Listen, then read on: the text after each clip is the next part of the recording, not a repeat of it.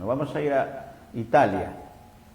Nos vamos a Italia para conversar con nuestro primer invitado de Abriendo Puertas, el doctor Carlos Brito Vega, que lo hemos tenido en varias oportunidades y en esta creo que es necesaria e importante las palabras y el comentario de lo que significa el momento político y cuáles son las salidas que se tienen que dar. Nos vamos a Italia, me dice Lucero que nos vamos a Italia. Movimiento de cámaras significa que estamos ya en Italia. Acá estamos el mediodía, pasando las 12 del día.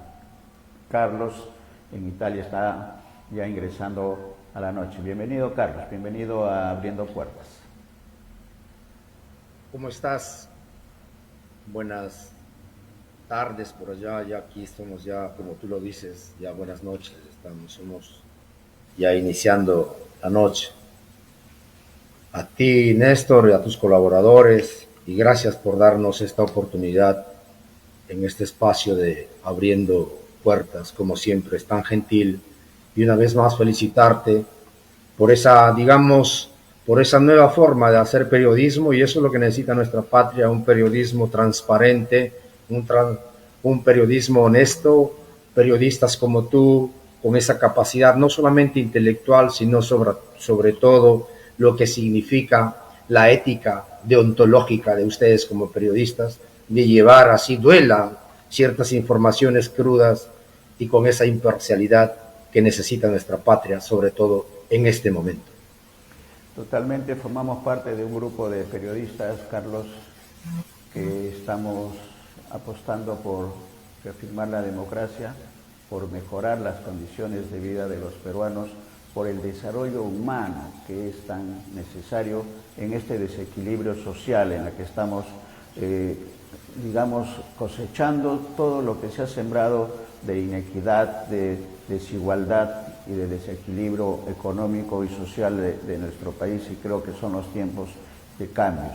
Y cambios también en las organizaciones políticas y partidarias, y qué mejor que Dignidad y Libertad tenga dentro de su composición no solamente a peruanos residentes en nuestro país, sino también compatriotas residentes en otros países, porque eso va a nutrir definitivamente a tener organizaciones partidarias fortalecidas y poderosas, importantes en la toma de decisiones, y no lo que tenemos en este momento, que son cascarones, como bien se dice, o que responden a uno o dos miembros de una familia y dueños del partido político.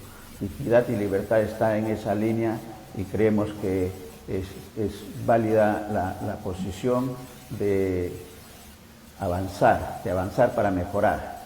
Y si es desde la visión de los peruanos en el extranjero, mucho mejor. ¿Cuál es la visión en esa línea, Carlos, de Dignidad y Libertad, del momento hoy, de lo que está ocurriendo en nuestro país?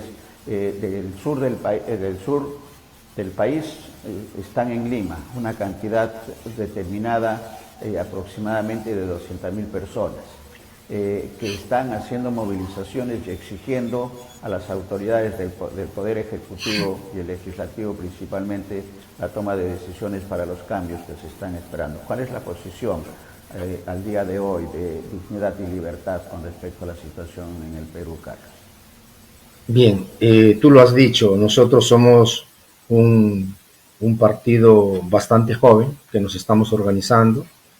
Tenemos 17, en Lima hay 17 comités distritales, al interior del país tenemos ya una presencia de 16, casi en 18 regiones, también de los peruanos en el exterior, y que sea claro que este no es un partido ni de Carlos Brito, ni de sus familiares, ni de su Comité Ejecutivo Nacional. Estamos tratando de llamar no solamente a los profesionales, técnicos, dirigentes sociales, sino también al peruano ciudadano de a pie que se sume a una propuesta política que tenemos nosotros, entendiendo como que un partido es un instrumento en el cual se confronta, y como dicen las ciencias políticas, para confrontar no solamente sus problemáticas, sino que en la misma línea de poder resolverlas y sobre todo que ésta no tenga una facción, sino más bien sea una apertura total dentro de esta llamada globalización incluso. Y por lo tanto, como tú lo has dicho a un inicio, hay heridas abiertas que tiene nuestra patria.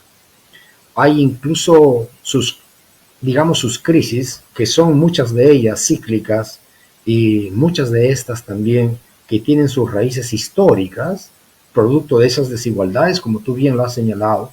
Yo iniciaría incluso esta entrevista citando uno de sus grandes libros, de uno de los nuestros, que incluso sanmarquino, y va aquí mi gran solidaridad a todos los estudiantes sanmarquinos, quienes de una u otra forma tenemos esa relación, no solamente de estudiantes, sino incluso en que es una de las alma mater más antiguas de América, en donde haya sido de esta forma humillada, no solamente la universalidad del conocimiento y de la sabiduría, sino que entendemos que este sistema, el que tenemos ahora como democracia, ha llegado a su fin. Y Jorge Basadre, justamente, que ha tenido incluso encargos hasta de rectoría en la universidad, un grande profesor muy destacado en la primera alma mater, no solamente en nuestra patria, sino en todo el continente americano, en su libro La promesa de la vida peruana decía que ninguna de nuestras soluciones nos vendrá pues cocida y masticada de otros países. Aunque sean hermanos, primos o prójimos, y sobre todo nada se podrá hacer a fondo si al país no le conmueve la conciencia de sí, si no afirma en esta hora feroz su querer existencial nacional. Miren, han pasado varias décadas de este libro y sin embargo tiene vigencia, como tiene vigencia de otros grandes autores, como de César Vallejo, de José María Arguedas, en su grande literatura, cuando esa narrativa que hace sobre el Perú de todas las sangres. Entonces no hemos entendido nosotros que estos ciclos que se repiten, y vamos un poco hacia la historia, por ejemplo, en la época de la colonia española, en la época de cómo nos conquistaron. ¿Cómo nos conquistaron? Aquí con todo el respeto, incluso para la iglesia, es que nos conquistaron a fuego, con balas, con bayonetas en esas épocas, etc. Parecida en unos términos totalmente diversos, que incluso ahí tenían hasta la caballería. Ahora, por los años 80, cuando nadie quiere, ni los que estamos afuera, ni los que estamos adentro en el país, nadie quiere volver a esos episodios de esos años, de esos 20 años, en la que hubo un terrorismo no solamente de Estado, sino que también de estos grupos armados, uno de ellos que fue Sendero Luminoso, MRTA, etcétera, y donde se decía, por ejemplo, por esos años, incluso hasta cuando hubo esta división del Partido Comunista del Perú, Patria Roja, donde sale también Sendero Luminoso, etc. Entonces, cuando manifiestan, por ejemplo, que el poder nace del fusil, ¿no? Entonces, un poco haciendo esas reseñas históricas de nuestra conquista, que se ejerce el poder, no dejas el poder si es que no tienes el fusil, y si es que no apuntas, disparas, amedrentas, etcétera, amenazas a la población. De esta misma forma, díganme, ¿acaso hemos visto en todas las manifestaciones, con algunas excepciones, en donde nosotros totalmente condenamos cualquier acto de tipo violento o de terror, venga de donde venga? Hasta esto lo ha dicho el Papa. Entonces, quienes hablan en estos términos son terroristas.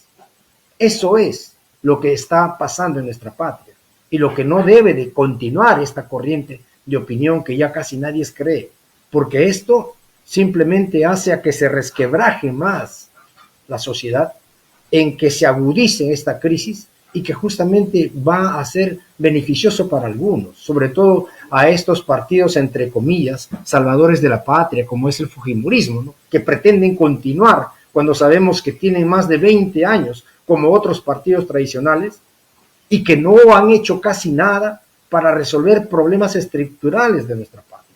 de sus crisis económicas, de su crisis social, de su crisis incluso existencial y de esa democratización que nunca se ha realizado en el Perú profundo. ¿De esto de quién es culpa? ¿De nosotros los ciudadanos, los electores? Posiblemente de una forma pasiva.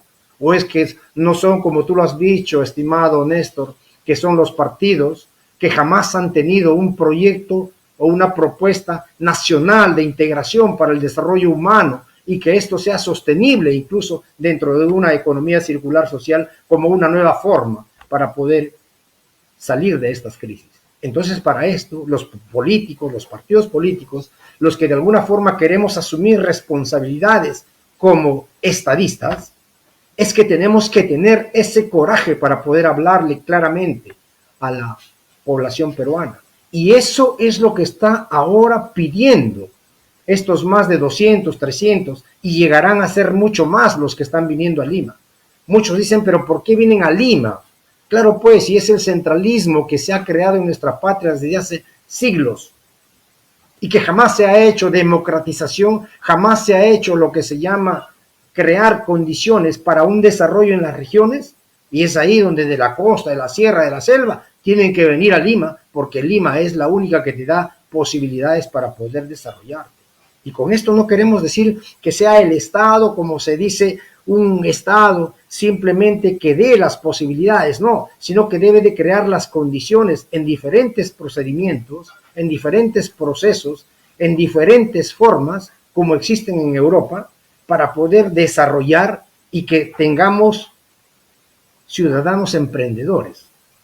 Entonces, esto no se ha desarrollado. Incluso aquí queda pendiente aquello que fue desde el año 2000. Es decir, han pasado más de 23 años y cuando la Comisión de la Verdad y de la Reconciliación Nacional, donde llegan a una serie de, no solamente de conclusiones, sino que dan incluso a través de esta Comisión de Reconciliación Nacional, donde se dan a que hay objetivos muy fundamentales y en donde los gobiernos que han sucedido después del 2000, después que esta Comisión de Reconciliación manifestaba claramente, por ejemplo, en varias de sus conclusiones, donde decía que hay la necesidad que, en primer lugar, de manera muy precisa decía que la verdadera dimensión de esos conflictos que han revelado enormes fracturas sociales en el pasado y en donde supuestamente se pensaban que eran 30.000 víctimas, superaron más de las 60.000 víctimas, es decir, daban mandato a que los próximos gobiernos tenían que empezar a tratar de resolver estas situaciones que habían sido analizadas. Incluso hasta manifestaban también que había la necesidad que esas brechas sociales, incluyendo hasta la extrema pobreza y de exclusión social en nuestra patria, como había sucedido con esas víctimas por la violencia de ambas partes, en Ayacucho, en Junín, en Huánuco, Huancavelica, Purímac, etcétera, donde se concentraron más del 85%. Entonces, esa gente, esos hermanos peruanos, también necesitan y esperan una respuesta de nuestros gobernantes, del Estado, y que siempre ha sido pues esto abandonado. Ojo, con esto no estoy defendiendo a Sendero Luminoso, que sea claro, ¿eh? No tengo nada en absoluto que ver. Es decir, yo no me considero ni un proselitista, pero que sin embargo, por ejemplo, ahora se está utilizando otra vez ese mismo método y que ya nadie lo cree. A quien tiene una forma contestataria de contradecir lo que sucede en este sistema, automáticamente son terroristas. Incluso hasta los mismos congresistas, y aquí llamo un poco la atención, llamo a rectificarse, a la reflexión, que cuando uno es congresista, es un congresista por el país, no eres de tu partido, representas al Perú, y tú no puedes llevar estos términos, sobre todo que dan discriminación y crean discriminación social en nuestra patria, no puedes ir ahí a salir como se dice, suelto de huesos, como lo ha hecho el general, por ejemplo, el ex militar, el señor Montoya, por ejemplo, ¿no? A llamar de terroristas. Son todos estos terroristas los que se manifiestan. Señores, el domingo pasado también aquí un buen grupo de peruanos en Roma nos hemos presentado acá en el Vaticano, y donde el mismo Papa ha llamado a que las situaciones de pobreza, justamente dice que no puede haber democracia si es que no existe justicia social. O sea, el Papa también es terrorista, entonces.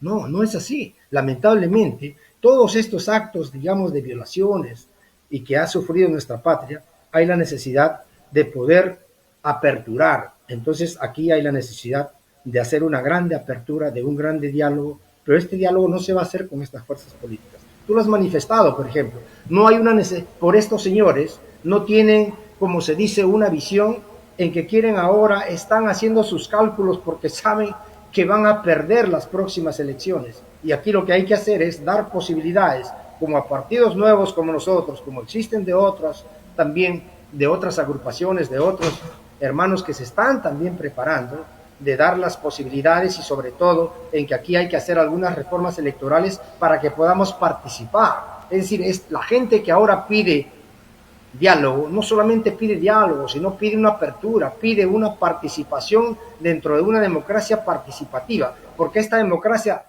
representativa ha llegado a su final. Es decir, esta está en unidad de terapia intensiva, y ya no la podemos reanimar. Aquí necesitamos una nueva forma de democracia, una nueva forma inclusiva, como tú lo has manifestado. Totalmente de acuerdo, Carlos.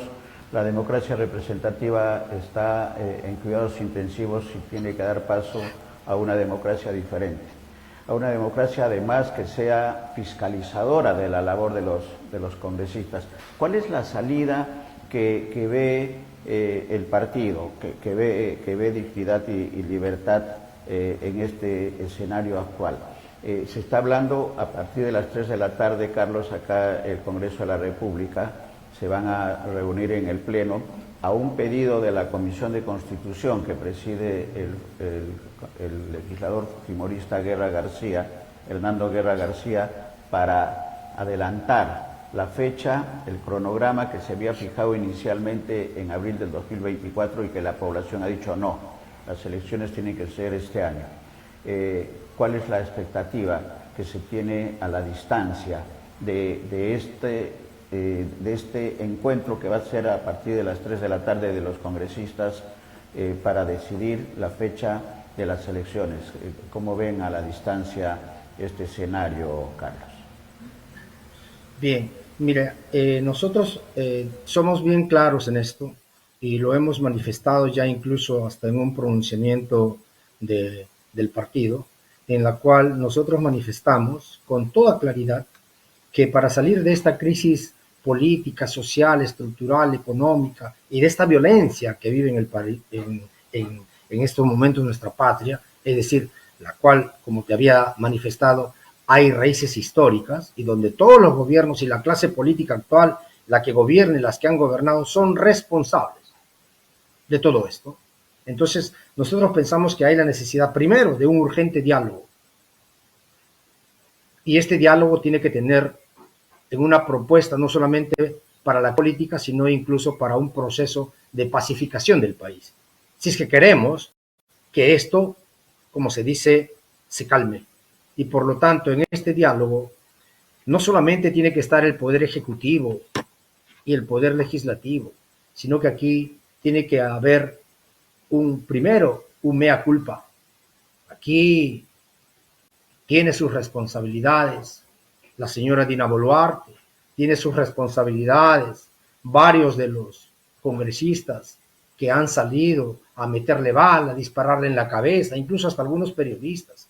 Y por lo tanto ya sobre esto no se puede pues hacerse de las vistas gordas, sino que también en este diálogo pensamos nosotros que debe también tener una presencia la sociedad civil. Y no solamente ellos, también pensamos que hay que buscar nuevos interlocutores. Podría ser, por ejemplo, de los nuevos interlocutores de los colegios profesionales, rectores de algunas universidades muy representativas de nuestra patria, y uno de ellos, con todo nuestro respeto, que no lo conozco personalmente, es el rector, por ejemplo, de la Universidad de Ingeniería, quien incluso no teniendo la Universidad de Ingeniería, esas carreras profesionales de las ciencias sociales, y sin embargo están dando clase a la rectora de San Marcos, ¿no? Porque ahí simplemente han venido estudiantes a ser contestatarios porque forman parte de nuestro Estado peruano, y donde simplemente han venido por tres cosas fundamentales: que les han dado el alojamiento, les han dado los alimentos que voluntariamente mucha gente ha participado, incluso los familiares les han llevado estos alimentos, y lo tercero era que para pernoctar en esos días que ellos estaban ahí presentes, simplemente utilizar sus servicios higiénicos, nada más. Entonces, tanto como se dice de alzarse el sombrero para este señor rector. Luego, aquí tenemos también líderes políticos que hay tanto dentro como fuera del país, y este diálogo tiene que tener, digamos, 4 elementos muy fundamentales. Lo primero es que ponerse de acuerdo en que hay la necesidad, si es que verdaderamente este Congreso quiere hacer algo antes que se vaya, porque está totalmente descalificado, las reformas electorales. ¿Cuáles son estas? Uno, es donde se haga un cambio en sus artículos 1, 2 de la ley general orgánica de los partidos políticos, por ejemplo, en la que nosotros manifestamos que por esta vez los partidos que ya estamos incluso con la recolección de las firmas, que se dé también estas posibilidades. ¿Para qué? Para que participen y que dentro de un año, si es que pasan la valla electoral, hagan su saneamiento administrativo, y si no, quedarán fuera. Este es uno. El dos es que también en el caso de una reforma, pero no esa reforma a dedo como ya quieren para que se mantenga siempre en el poder estos partidos que nos han gobernado por todas estas décadas, la gente lo que quiere son nuevos cuadros políticos, nuevas propuestas, quieren institucionalidad política para que se hagan cargo de los problemas del país.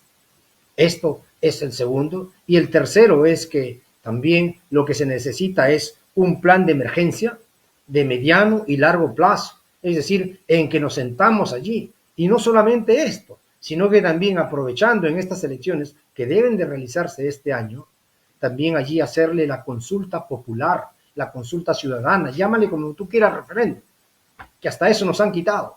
Este gobierno, estos partidos políticos, que han hecho más de un 60% en estos años, han hecho más de un 60% ya de una reforma de la Constitución. Han cambiado la Constitución, pero han cambiado a su manera, porque nadie les ha dado el poder, el pueblo no ha votado por ellos, incluso hasta se han ido, digamos, no quiero decir una palabra fuera del sitio, pero han sido tan ignorantes que incluso hasta en términos constitucionales parece que desconocen o sus asesores no les han dicho, y esto se está llevando también ya a cabo fuera del país en tribunales internacionales, donde tuvo un acto referendario que fueron hace 2 años en la cual nosotros participamos, donde se dijo que la bicameral no, más de un 85% que dijo esto el Perú, y sin embargo ellos a través del Congreso lo están modificando, y eso es anticonstitucional.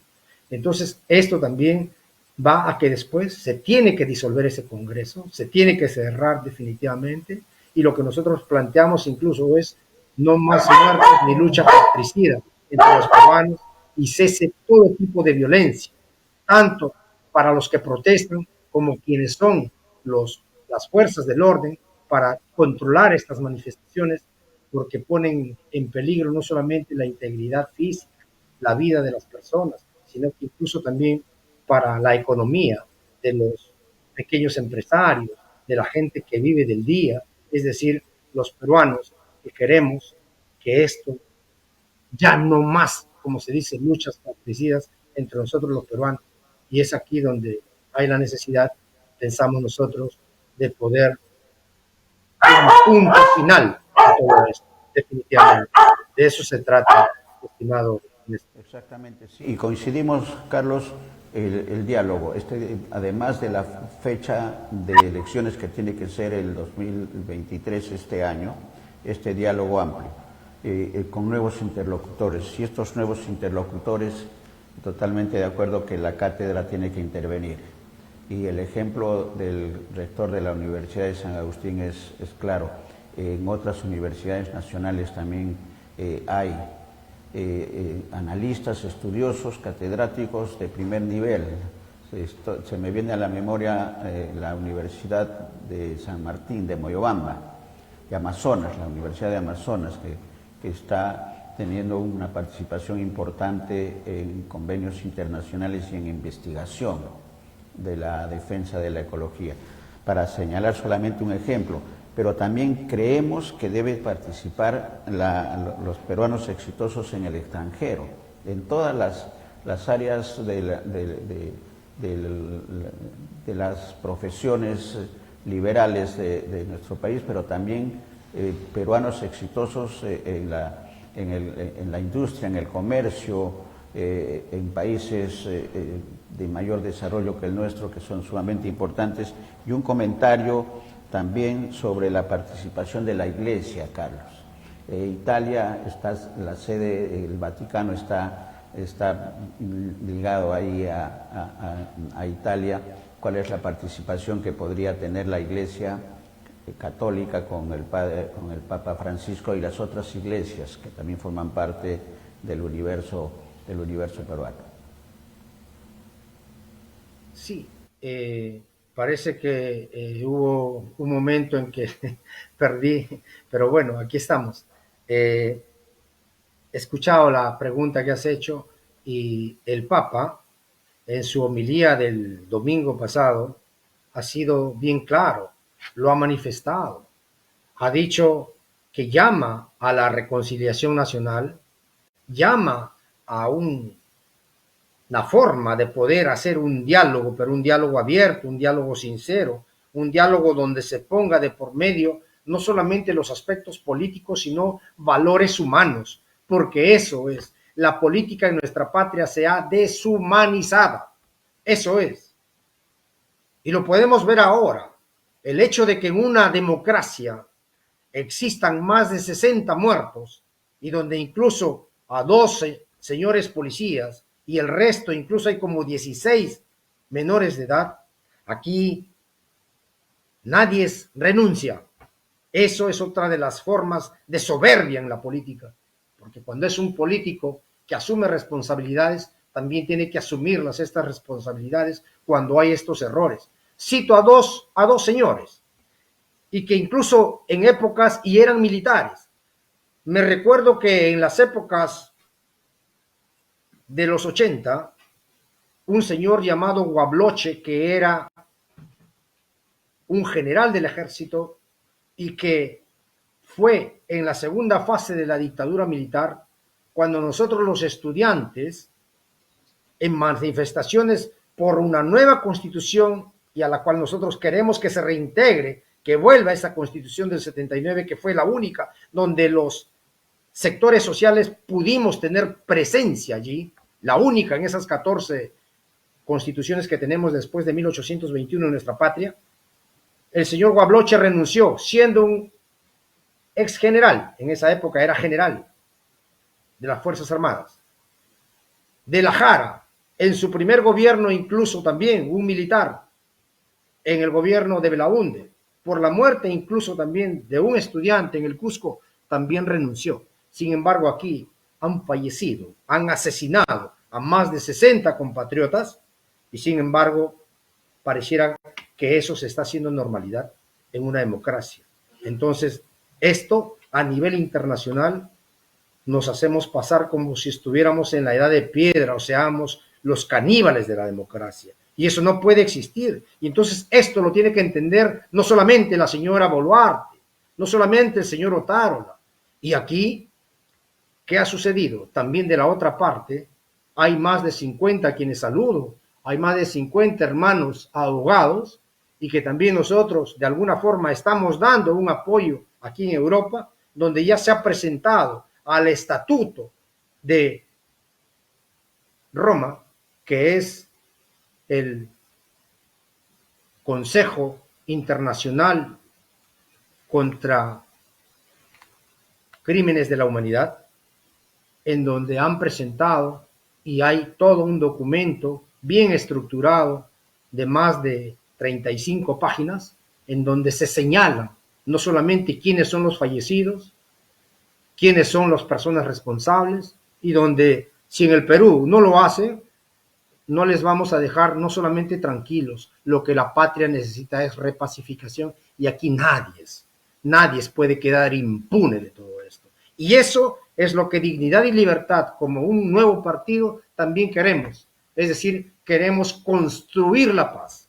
Queremos construir la paz, como lo ha dicho incluso el Papa, y aquí respondiendo a tu pregunta, es donde ha dicho que los que ocupan los cargos importantes del episcopado peruano asuman también responsabilidades de estar junto a aquellos que buscan la paz, aquellos que buscan incluso en sus manifestaciones pacíficas un diálogo y mejorar la situación de nuestra patria. Seguramente también le van a decir que son terroristas. Entonces, esto lo ha dicho incluso el Papa hace pocos días, el domingo pasado, en Piazza San Pietro, donde estuvo una buena representación de hermanos peruanos en Piazza San Pietro. Y eso es lo que necesitamos. Es decir, necesitamos, como tu programa lo dice, abriendo puertas. Aquí hay que abrir las puertas. No podemos entre peruanos estarnos a estas épocas del siglo XXI todavía con esta especie de la Santa Inquisición. Aquí lo que se necesita son que los políticos asuman sus responsabilidades y las asuman de una forma no solamente didáctica, sino en la práctica. Es decir, aquí ha habido excesos de ambas partes, fundamentalmente en un utilizo de las fuerzas policiales y de las fuerzas armadas para poder allanar, silenciar. Es decir, esto no puede pasar por tibia, como se dice. Aquí no pueden quedar impunes estas muertes, definitivamente. Para eso es como que, en mi caso, yo como un profesional de la salud, si tengo un paciente y que mañana de repente muere por un infarto que ha estado en mi hospital, definitivamente yo tengo que pagar porque hay las llamadas denuncias de carácter médico clínico, etcétera. Es como usted como un periodista tampoco puede acusar o sentenciar si es que no existen las pruebas. Entonces, eso es lo que falta en nuestra patria, sobre todo lo que le llamamos responsabilidad y transparencia. Totalmente, Carlos, y estamos de acuerdo que no debe haber impunidad en estas 60 muertes. Y recordemos, para terminar, lo que dijo el Papa, porque lo hemos tenido también en video, lo del Ángelus, lo que dijo el Papa. Que cesen los actos de violencia en el Perú. La violencia extingue la esperanza de encontrar una solución justa a los problemas. A tomar la vía del diálogo entre hermanos de una misma nación con pleno respeto de los derechos humanos y del Estado de Derecho, que es lo que estamos conversando. Y la invocación y además su identificación con los obispos peruanos para decir no a la violencia, venga de donde venga, no más muertes. Creo que ahí resumimos. Gracias, Carlos, por esta oportunidad nuevamente de conocer la opinión, estas secuencias que tiene que tener luego del adelanto de las elecciones, que tiene que darse el día de hoy, este diálogo amplio que tiene que continuar con todas las fuerzas nuevas que tienen que intervenir, nuevos interlocutores, y están dichos. Dentro de ese escenario de interlocutores tienen que estar los peruanos en el exterior, definitivamente, y esperemos que eso se dé. Gracias, Carlos. Si hubiera palabras finales para nuestros televidentes que están en la atención del programa. Para que no se malinterprete que nosotros somos críticos y de repente tenemos solamente una visión, posiblemente desde un aspecto centrista o progresista, inclusive hasta el mismo Fondo Monetario Internacional que ya en un documento que ha pensado cuando dice cómo repensar el futuro del Perú, porque hay un norte que tiene que promover la productividad y aumentar oportunidades para todos con el fin de reducir las desigualdades, es decir, un Estado enfocado en la promoción del acceso a empleos de calidad y las oportunidades que esto debe de generar mediante la provisión de bienes públicos, señala 4 ejes muy fundamentales, donde dice que el Perú debe promover condiciones transversales para el éxito del Estado, un Estado que promueva oportunidades para todos, un Estado que proteja a sus ciudadanos y un Estado que facilite los emprendimientos productivos. Esto hasta lo dice el mismo Fondo Monetario Internacional. Entonces, los señores que nos representan, los llamados padres de la patria, entre comillas, entonces pienso que ha llegado su hora de irse a casa todos, incluyendo desde la presidenta, incluyendo hasta su gabinete, y que se crea de este diálogo, tiene que salir incluso un nuevo acuerdo nacional, con nuevas voces, con nuevos dirigentes, y allí incluso el problema es político, fundamentalmente político, donde si es que hay la grande predisposición de los políticos, de las fuerzas políticas que nos están gobernando por ahora, entonces tienen que entender que hay la necesidad de constituir urgentemente un nuevo gabinete, un gobierno de transición, simplemente hasta los meses próximos que vendrán las elecciones generales, porque necesitamos de una nueva clase política que se ocupe de los reales problemas del país para pacificarlo, para hacerlo crecer y sobre todo darle una sostenibilidad dentro de lo que significa una economía circular social y apoyar a los pequeños y sobre todo a un empresariado peruano que sí existe con responsabilidad social. Muchas gracias a ti, Néstor, por darnos este espacio. Gracias. Y por llevar la voz de los que estamos fuera del país. Gracias a cada uno de ustedes. Un nuevo acuerdo nacional, y lo que tenemos que decir como parte final es que los dirigentes, los gobernantes pasan, la patria queda, la patria está y la patria se defiende. Creo que esa es una conclusión importante, y se defiende de diversas maneras y ya está, creo, los caminos señalados. Gracias, Carlos. Un abrazo hasta Italia.